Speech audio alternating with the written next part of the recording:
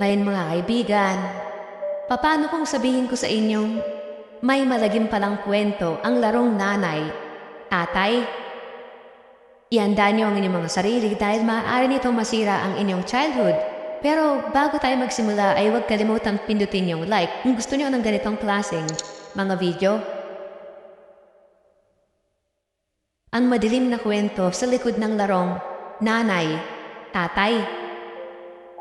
May isang pamilya.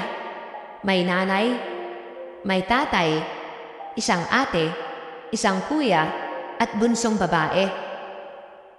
Ang nanay nila ay kagaya ng ilang tipikal na Pilipinong nanay na strikto at talagang pinapahalagahan ang edukasyon.